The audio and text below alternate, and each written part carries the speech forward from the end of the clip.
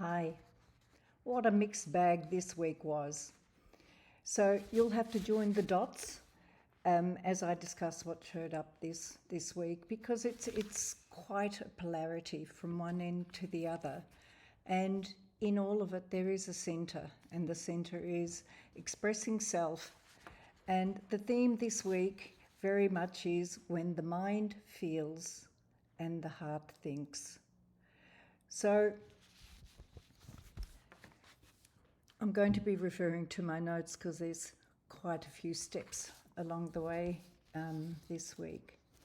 So it very much showed up mind overstepping, mind overthinking, mind taking the main role in working it out, and it cannot be worked out by mind. The mind can really work out very little. So with this ability to overthink and to, through thinking, say, I can do this, I can do this, I can do this, I can add this, I can make it okay, that whole process actually ends up in hospital, ends up in accidents, ends up in ill health, or it ends up in decisions where we say enough and we cut off aspects of ourselves that are precious to us because we feel we can't move forward with those anymore. So mind very much does become the ruler and the problematic that causes us to carry and to feel and to think and to move away from being present.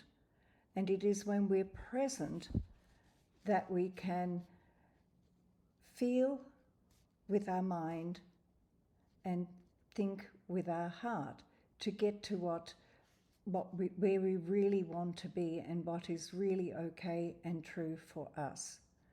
So when we go into this overdoing, overthinking, overstepping, doing that extra day at work that we were asked to do, which when there's enough pressure in the days that you already have there, then if there's another being who's not okay with themselves and they push you because they're not happy either, and then because you're already overworked doing something you volunteered for, but if an extra pressure is put upon that, triggers appear. And with that trigger, there's a reaction that happens. And if it happens in the workplace, HR gets involved and then reports have to be made. It is a mess. So to find that place that can be present is where you can step back and start to see, heck, what's going on for the other person? Doesn't mean you have to fix it, but what's going on for the other person so that you can leave it where it is, where that mess is at that time, because it's not yours. But reactions and doing more than what we want to do can bring those triggers about. So I find myself that, and it's really petty, but it can be as simple as put the mug on the kitchen sink. And a little voice says, I don't want to. I think it's so funny. I actually hear it. It's very funny when there is, like, whether it's vacuuming or clearing the sink or something, and something says, I don't want to. But I listen to it and I have a bit of a laugh because I think it's quite hilarious. And then within a very short spell of time, I actually find I want to. But I wait for the I want to, because when I want to, I don't have accidents. I don't drop the cup. I don't push the vacuum cleaner into something that will tip over or whatever. So when the wanting to is there, time disappears because you want to. And there's actually a joy and a pleasure in all the activities. And it can only be acknowledging the I don't want to and then wait for the want to. And if it doesn't come today, it doesn't worry me. It'll come tomorrow or whenever. But that being present to the wanting to is important so that we don't end up putting up to and getting stronger to doing things we don't want to do, because that's not going to go anywhere. So we need to rewind back and find that place. It's like an exercise, finding where you want to, because you will feel it and your heart will do the thinking and go, that makes sense, and go into that process of taking action. So these jumbled messes, because they do become jumbled messes when these situations arrive, it's like a black cloud, like a ball of wool that's all tangled up, that there is no way of untangling it. But if we feel this mess is around us, and sometimes the mess is around the confusion that's around other people around us, or they're thinking in ways that doesn't really suit you, but they put it upon you, and it becomes this jumbled mess because there really isn't a clear solution. And sometimes there are no clear solutions. It just is what it is. So to be able to take that messy bundle of wool, that black cloud, and to actually take it, literally take it and throw it in the bin.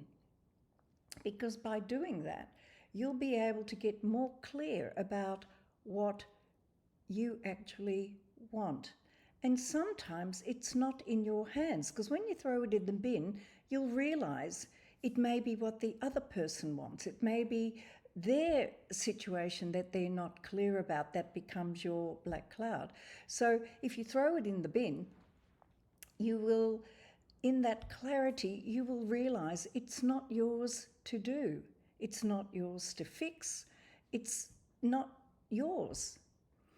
Now, I feel that when there are situations, if you cannot sit at a table and discuss it and go backwards and forwards in the discussion to find what we can do moving forward, or what agreements we can have moving forward, I would say, what are you doing there?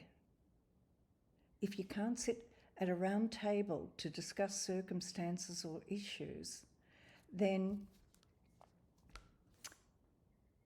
what are you doing there? So it's about being present and being able to either view the other person, realize there's nothing to do, know it's not yours, yeah? And then if the circumstances are such that you can sit at a round table to discuss it, and that might be a timing issue, then that's what you've got. So on the other hand, there's also those beings who do find that they're in that place where that is in the bin, and they're clear about themselves, but they see the jumbled mess that other people are carrying around. And as I said, there is nothing you can do about it. And having, in this case, a humility that you have that space at that time, and a sense of humour about seeing people who are in their mind who aren't present. They're walking around with messy dark clouds above their head. It's important then to realise it's not your job. We've got celebrations coming up, and families can have quite messy situations where, if you are clear, you can invite them all and they can decide whether they want to come or not. That is not a jumbled mess that you necessarily need to sort out. So, and it's quite a relief to know that you're the welcoming energy, and that it is they that can choose or not choose to come, and that is fine. So, because it can get very, very jumbled. So what showed up at the core of this also was to form a relationship with that aspect of self that is spirit or higher self, to form a relationship with it and to ask, what do I really want? And the answer will be there. And when you find the answer, you can move from that answer to then sort out the other bits that need to fall in alignment with it. But if we don't form that relationship, there is no real clarity of speaking that says, I don't want that. I want you to really stop that. I've said stop often enough. I really don't want that. That's an important part of this, yeah? Because one can impress on another like a have to, that you have to see it this way or be this way. There is that is not a viable solution. So saying stop, I don't want that, is an important part of this. And at the same time, to actually say, heck, that's not mine to fix. That's another version of that stop. So this week, it didn't come up with an essence, but it came up with a card, the Treasures of Takashi cards. I don't know whether you know them or not. They're quite remarkable.